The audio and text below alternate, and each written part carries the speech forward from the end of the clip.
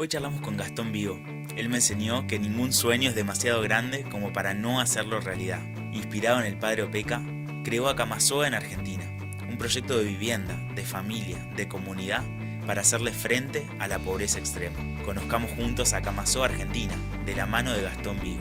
Cuando Pedro nos da el visto bueno de intentarlo en el país, emular el ejemplo del pueblo malagasy, 500.000 de seres humanos que salieron a través del trabajo, de la educación y de la disciplina de la miseria más extrema. Si no tenés cloacas, si no tenés luz eléctrica, si no tenés agua potable, si apoyás la cabeza en la tierra antes de irte a dormir. Y ahí comprobé que no era posible que alguien emergiera de la pobreza si no se luchaba contra ella de forma integral, si no se entendía que el drama era multicausal. Lamentablemente la primera infancia mía no fue buena, fue dolorosa. Yo veo dolor y lo comprendo, veo dolor y lo abrazo, veo dolor y quiero decirle lo mismo que me digo a mí hace tantos años: tu pasado no tiene por qué ser tu destino.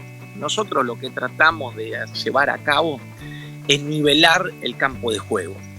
Cada uno nació donde nació. Si la oportunidad se brinda, el ser humano es capaz de todo, incluso de hasta lo imposible. Pero hoy veo y no lo puedo creer. Ya hay 22 casas, hay un colegio que se termina en octubre, hay un hospital que se está montando, hay invernaderos, hay espacios de acogida, hay galpones de oficio, hemos tirado infraestructura por todos lados.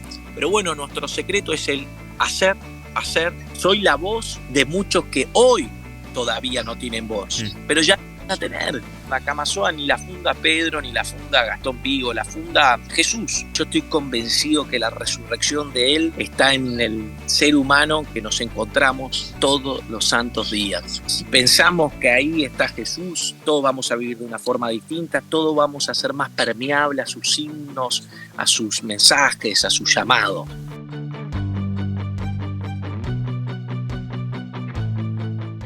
Estamos con Gastón Vigo, hoy conectados vía Zoom, porque queríamos traer en primera persona a Gastón, que es la verdad que un gran testimonio que vamos a conocer mucho, pero también en primera persona, no solo él, sino el lugar en el que está. ¿Cómo estás, Gastón? Bienvenido. ¿Cómo estás, Juani? Un placer, muchas gracias por el espacio. Un gusto conocerte. Ya vamos a ir entrando, Gastón. Hoy no sé cómo se llama el rol, pero bueno, uno de los fundadores, uno de los impulsores de Acamasoa, una comunidad que viene a traer una solución diferente a los problemas de nuestra sociedad, algunos de los problemas de nuestra sociedad. Y hoy estás ahí mismo, ¿no? Estás viviendo ahí mismo.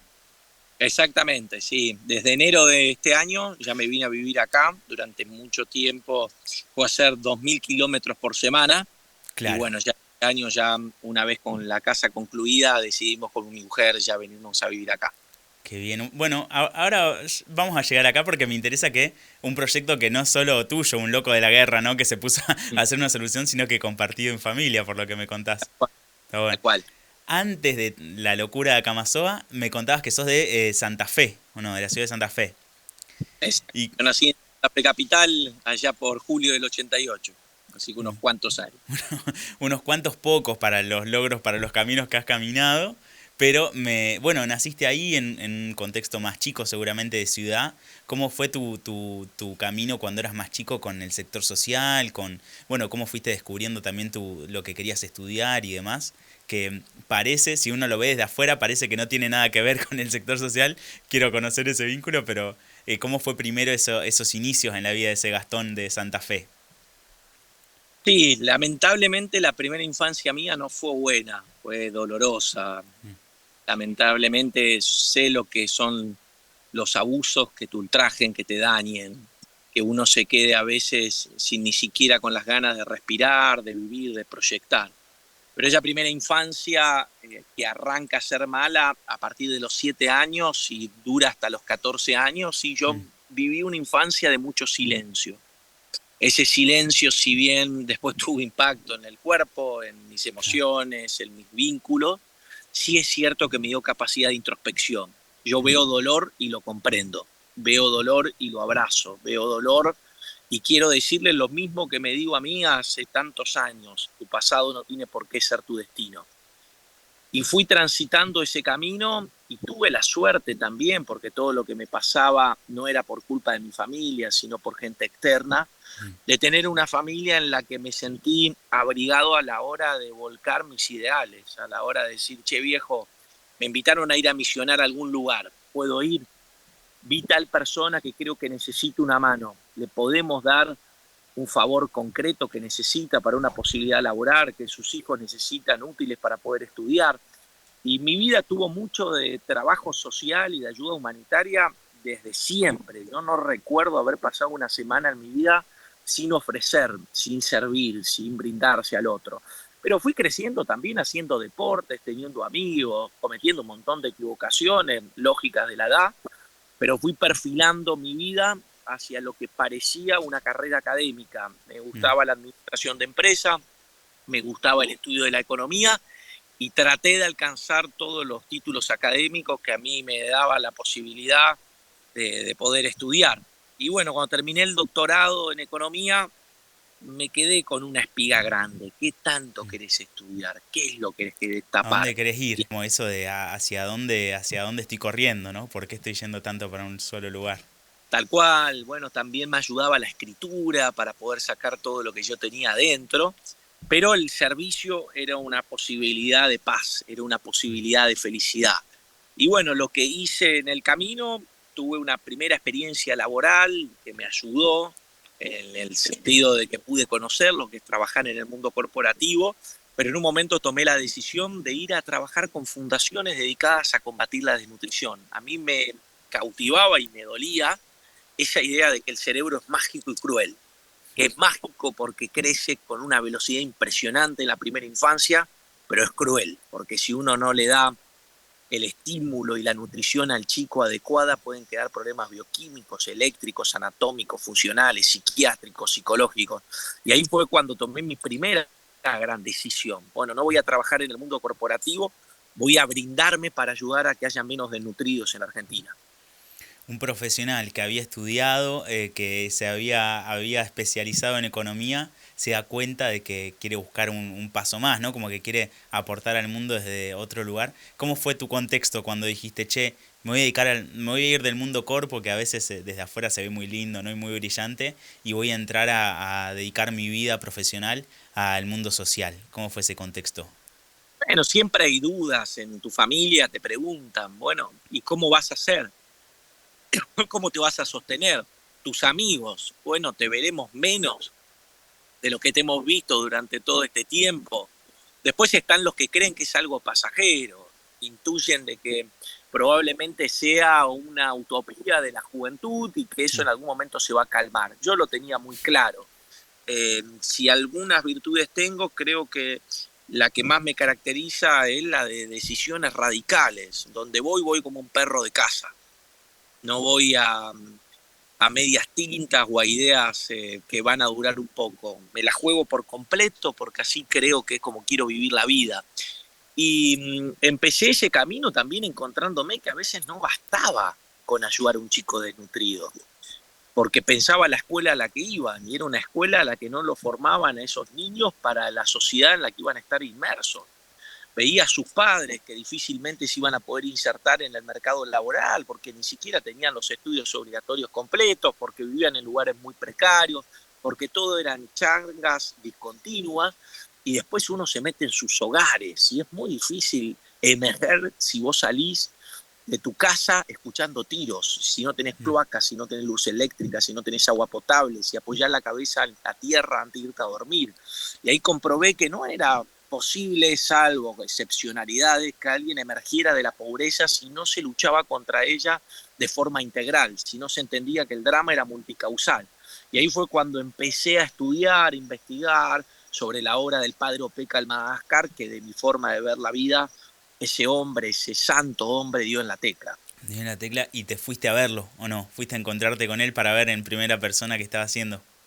Claro, yo sabía que Pedro no aceptaba voluntarios, que Mira. él ya tenía muchos voluntarios de la comunidad malagasy, que le toca liderar una sociedad de 60.000 personas dividida en Claro. 22 pueblos y que necesitaba que la gente de allí se comprometa. Pero bueno, yo también, gracias a las hermanas, traté de hacerle ver que una ciudad de 60.000 personas no se puede explicar con un documental, con un Mm. libro, que para poder ver los secretos de ese tipo de trabajo humanitario, tenía que ir a la fuente, tenía que poder laburar con él, con quienes lo habían seguido, ver las estructuras, las cosas bien pensadas, más allá de adaptarla a la idiosincrasia argentina.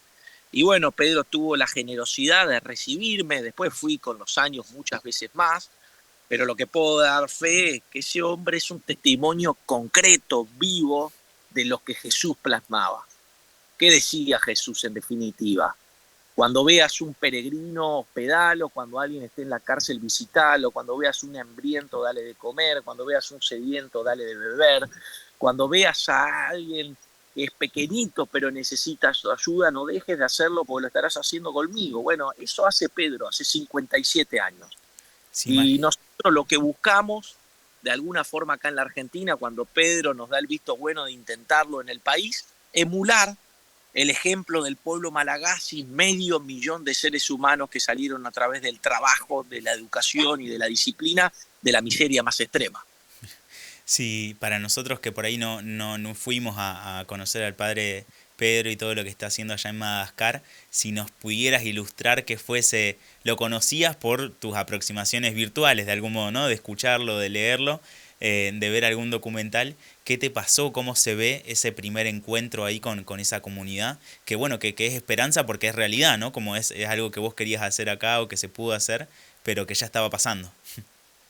Y era un contraste brutal, Mm, porque Madagascar es un infierno de hambre. Vos pensás que es un país con 92% de extrema pobreza, con claro. 75% de desnutrición crónica. Es un país que lo atraviesan ciclones de 250 kilómetros por hora entre enero, febrero y marzo. Que desde el 60 esta parte ha vivido en dictaduras, pseudo-democracias. De hecho, hace poco estalló un golpe de Estado.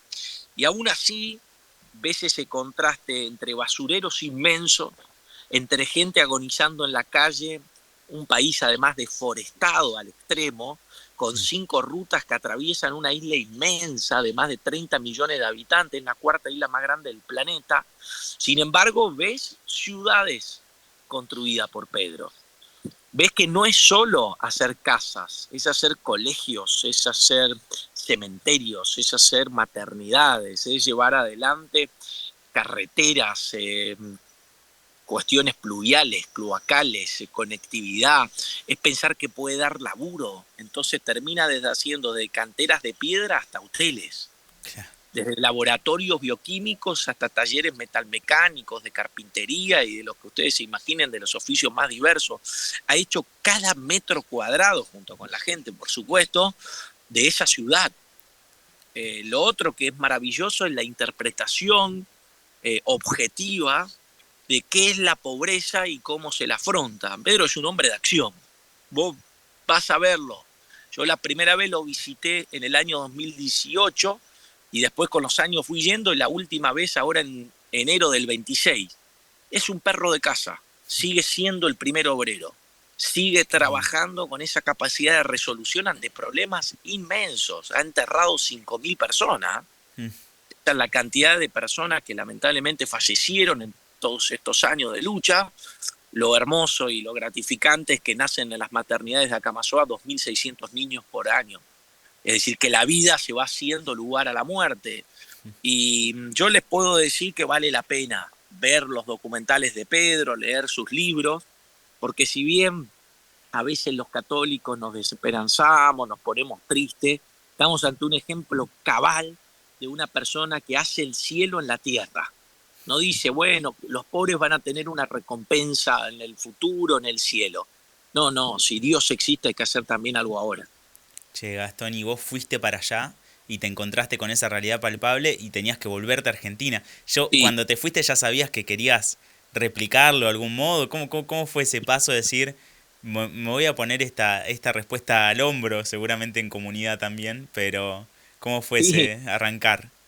Yo fui con esa idea. Las hermanas, Lucía fundamentalmente, le planteó a Pedro que yo iba a aprender al lado de él, pero que mi objetivo era tratar de empezar una pequeña semilla en la Argentina. Comencé donde pude, comencé en un club social, comencé en una fundación que nos prestaba un espacio acá en Eh, Lima, en Zárate, en provincia de Buenos Aires, con 7 familias que escuchaban de una idea que venía de África, pero que era muy difícil de tangibilizar porque no teníamos una tierra, porque no había recursos, porque había que hacer una fundación, todo lo que Claro. implica poder obtener una personería jurídica, abrir una cuenta, convencer. Y hoy, después de casi 6 años, vamos a cumplir ahora, en agosto del 2000, en agosto de este Del año, 26, comenzamos el 8 sí. de agosto del 2020 en el campo en el que estamos. Bien. Arrancamos en enero del 19 en estos lugares prestados. Pero hoy veo y no lo puedo creer. Vienen 6.000 personas por año acá. Ya hay 22 casas, hay un colegio que se termina en octubre, hay un hospital que se está montando, hay invernaderos, hay espacios de acogida, hay galpones de oficio, hemos tirado Bien. infraestructura por todos lados, pero bueno, nuestro secreto es el hacer, hacer, hacer. ¿Fue difícil el comienzo? Sin duda, pero todos los días acá es una lucha sin tregua. Qué lindo y estar ahí y poder ver que vale la pena en primera persona, ¿no? Como decir, bueno, este esfuerzo, que también es un esfuerzo, un caminar, un hacer constante, va dando frutos, ¿no? Como, palpables en el día a día.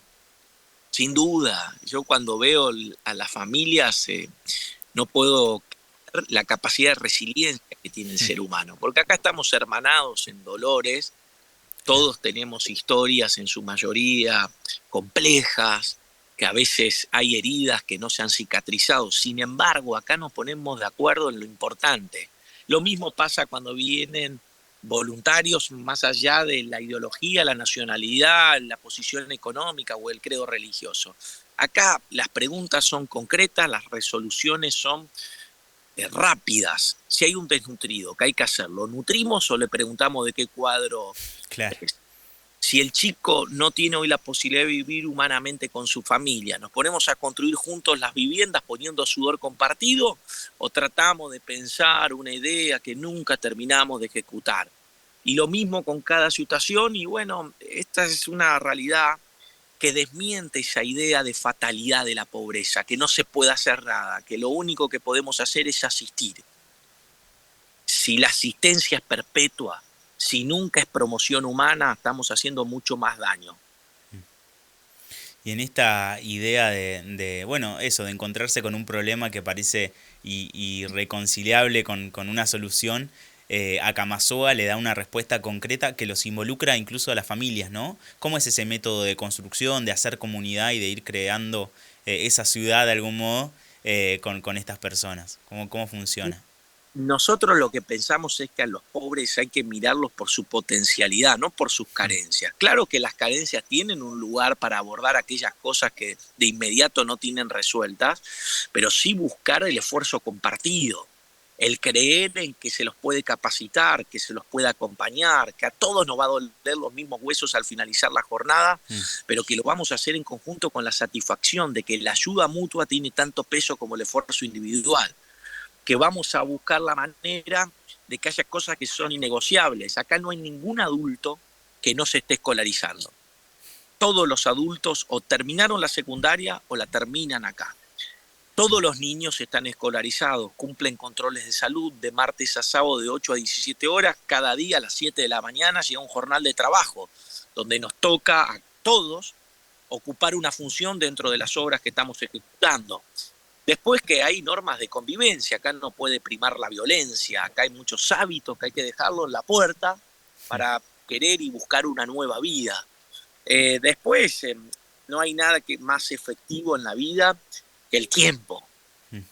que El madura proceso. las relaciones, que hace que la confianza aparezca, que uno pueda tener la frontalidad de criticar por delante y de elogiar por detrás. Hay reuniones que hacen que también podamos tener ese nivel de sinceridad y luego somos entre todos el apoyo que el otro necesita. Recordá que Akamasoa en lengua malagasy significa los buenos amigos y un buen amigo es aquel que te hace multiplicar las alegrías y dividir las tristezas. Qué lindo. Y esta realidad que está siendo posible en Acamasoa, yo me la imagino y pienso como una especie de barrio privado, ¿no? Que funciona que es autosustentable. ¿Cómo se vincula este barrio, esta comunidad, que quizás está lejos de los barrios privados que conocemos, sobre todo en sus fines y en sus búsquedas, pero esta comunidad, cómo se vincula con el exterior, con los otros barrios que están cerca a lo mejor? No, permanentemente, porque nosotros somos un barrio, es cierto, que lo hemos constituido y es Mm, muy gratificante incluso cuando llegan los DNI de las familias que se claro, tienen que hacer de trámite y dice Barrio Acamasoa, me mostraba el otro día Solange, Casa La Humildad, gloria a porque Dios, cada claro. casa se llama con un nombre que ejemplifica un valor, una virtud que esa persona ha encarnado o grafica para la comunidad. En el día a día esto está abierto, público totalmente. A la noche, sí, de 10 a 6 de la mañana tenemos nuestra seguridad porque es necesario, porque muchas veces las familias se escapan de gente muy maliciosa, Claro. muy dañina, y entonces necesitamos estar resguardados. Pero después, en el día a día, tenemos vínculos con todo, de la Fiscalía de la Mujer hasta la policía, los trabajadores sociales, el servicio local, los coordinadores o orientadores de las distintas escuelas.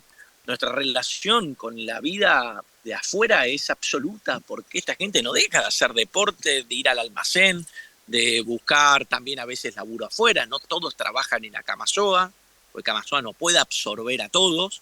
Mm, Y es importante que también vayan detrás de lo que anhelan, de lo que les gusta, de lo que les apasiona, y no solamente de lo que Acamasoa puede ofrecer. Nosotros lo que tratamos de llevar a cabo es nivelar el campo de juego. mm. Cada uno nació donde nació. Yo creo que en la vida no es ni todo mérito ni todo azar. El sacrificio, que es importante, estimular el sacrificio y la responsabilidad, se puede encontrar con la oportunidad, pero la oportunidad hay que darla. Si la oportunidad se brinda, el ser humano es capaz de todo, incluso de hasta lo imposible. Y estas familias que forman parte de Acamasoa, son de la zona, son de Zárate, vienen de otros lugares, se siguen sumando nuevas familias, ¿cómo funciona ese crecimiento de la comunidad? Y vienen de distintos lugares, vienen, por ejemplo, de Formosa, han venido de Misiones, de Entre Ríos, de Santa Fe, también de algunos lugares de provincia de Buenos Aires, nosotros de otros países, de Paraguay, Mirá, hace poco vino una familia del Chaco, de una provincia que uno diría de antemano mucho más alejada, como las que te mencioné, y caen y vienen y se suman. Nosotros tratamos sí de hacerle ver que este es un proyecto que tiene ciertas bases que queremos respetar, que acá es un renacer para todos, pero que tenemos que estar de acuerdo que lo que queremos llevar a cabo es una decisión colectiva sin desmerecer el esfuerzo individual de cada uno. Por eso, obviamente, algunos van llegando a sus casas y lo consiguen, van terminando sus estudios, van consiguiendo su trabajo. Nosotros creemos que la vida en comunidad es más fácil sin desmerecer que a veces los esfuerzos son distintos. increíble, parece una utopía, vos me contás lo que están viviendo y lo que hacen y parece ciencia ficción, digamos, una serie de Netflix. ¿Cómo es vivir cada día ahí todos los días? Me contabas ahora hace un año más o menos que estás viviendo ahí.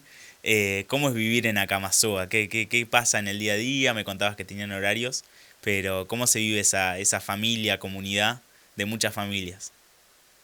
A ver, como todo, no hay que romantizar Claro. al punto de creer que todo es maravilloso. Sí, lo que puedo decir, si veo desde dónde hemos arrancado, a dónde estamos ubicados hoy, es maravilloso lo que hemos conseguido.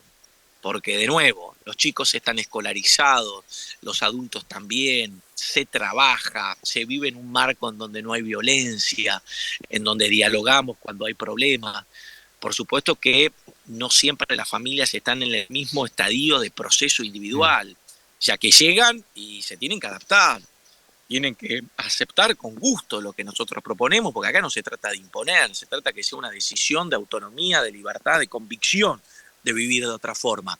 Pero bueno, yo lo vivo con muchísimo entusiasmo, con mucha pasión interna, con agradecimiento a Dios. Ahora el sábado nos confirmaban que nos apoyaba una empresa con 6 viviendas más.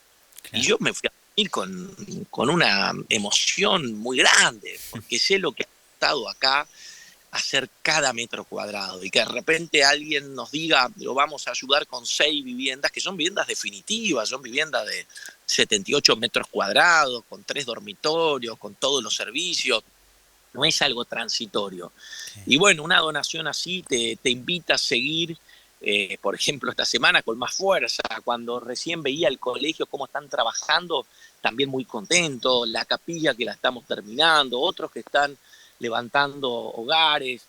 Yo vivo esto con la satisfacción de saber que lo que Pedro nos enseñó era practicable, realizable, y ojalá que otros se inspiren, si puedo utilizar esa palabra, para hacerlo en cualquier sitio, porque esto se puede replicar en cualquier lugar del mundo.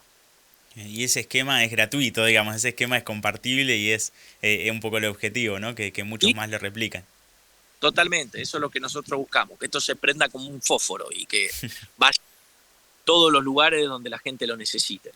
El padre Pedro estuvo acá en el 2026 hace no mucho, en Argentina, caminando ahí un poco las calles de Argentina. Me imagino que hizo base o que pasó sí o sí por el proyecto. ¿Cómo fue ese encuentro con él, que un poco fue el inspirador, ¿no? Y con esta realidad. ¿Ya había venido antes? No, no había venido Mirá, nunca. Por Pedro, la última vez que había estado en la Argentina fue en el 2018, que es el año que yo también parto para claro, Madagascar. Y solo había visto todo esto en imágenes, en fotografías, en videos. Pero bueno, tenerlo acá el 15 de noviembre del año qué elevado. pasado fue extraordinario para las familias, para nosotros. Tuvo palabras muy generosas hacia nuestro trabajo y nos llenó de satisfacción, de entusiasmo. Nos dio ganas de, obviamente, seguir con más fuerza y no tenemos más que palabras de agradecimiento a un hombre humilde, a un hombre bueno, a un hombre que dio esta Argentina y que hoy ya es un soldado de la humanidad. Qué lindo. Se me ocurre, Gastón, sos un profesional joven que dedicaste tu vida a entregarla a los demás, ¿no? Como a ver cómo generar espacios, cómo generar soluciones. Ahí a la luz un poco del proyecto del Padre Pedro. ¿Qué se te ocurre decirle a otros jóvenes profesionales de Argentina y del mundo respecto a esto, ¿no? Como animarse a vivir la vida de otro modo, a animarse a pensar en el que está alrededor y caminar estos caminos que vos caminaste con gran alegría, veo, y con gran entusiasmo. Y que uno puede en la vida perdonarse en el sentido de decir, bueno, quizás no he sido el profesional que hubiera imaginado, pero de lo que no te podés perdonar es dejar de haber sido la persona que anhelaba ser. Que cuando uno se vaya, cuando uno esté en el último eh, exhalación, de la última exhalación de su vida, lo que va a quedar es lo que fuiste capaz de hacer por los demás. Que no todos se tendrán que dedicar al obrar humanitario, pero todos estamos obligados a modificar nuestro metro cuadrado más cercano. Que si están con entusiasmo para cambiar de dirección y, por ejemplo, sí trabajar en el obrar humanitario, que lo hagan con la convicción de que uno salta y la red aparece, de que la providencia siempre abre los caminos, de que cuando vengan las dificultades simplemente están para saber cuán firme era tu vocación, cuán real era tu deseo interno. Y que 2 más 2 es 4, pero 2 más 2 más Dios es cualquier número.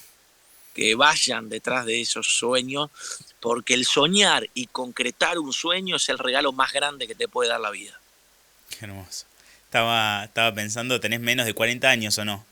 Sí, Haciendo cuentas rápidas. ¿Y qué se te viene, no? ¿Qué desafío se viene después de haber caminado todo esto? ¿Qué desafíos tenés por delante? ¿Cómo te ves el Gastón de los años que vienen? bueno, a mí, a ver, muchas cosas. Bueno, mi hija, Libertad, que yo anhelo para ella siempre lo mejor. Poder verla crecer es un privilegio enorme, pero como bien dice y marca su nombre, que sea una persona libre, Qué lindo. de ir vaya a detrás de lo que su corazón le haga sentir. Después, dentro de la comunidad, me pasa que digo, ojalá terminemos esta comunidad cuando deba ser y arranquemos otra. En otro lugar, claro, En donde otro la necesidad lugar, esté. exacto. Con mi mujer tenemos la enorme satisfacción de estar juntos, de día a día transpirar juntos, de proyectar, de anhelar, de los días malos poder abrazarnos y los días buenos poder estimularlos. Entonces, bueno, también a mí me da mucha alegría verla feliz. Yo creo que eso es una cosa preciosa, ver a la persona que vos tenés al lado feliz y bueno, que uno pueda ser testigo de su felicidad diaria, estoy más que agradecido. Después, siempre los vínculos. Mis padres tienen 75 años. Bueno, le queda el postre de la vida. Mm. Ojalá, están en Santa Fe, voy todos los fines de semana, me dé siempre tiempo para no perderme de esos momentos que ya no vuelven. Y bueno, las charlas, los momentos de oración compartida, los diálogos, el pasarte un buen libro, el estar cuando el otro se viene ameno. Y lo otro que me encantaría, que ojalá lo pueda ver, que muchos de estos niños que estamos viendo acá, que su vida hubiera sido otra si sus padres no se comprometían en esta lucha, verlos con un futuro real concretado, verlos estudiando, verlos si quieren ser universitarios, que trabajen de lo que deseen y no de lo que la vida les impuso. Si puedo ver todo eso, olvídate, hermano, ya me puedo dar por hecho. Pero no obstante, soy un agradecido a Jesús que me dio mucho más de lo que merezco.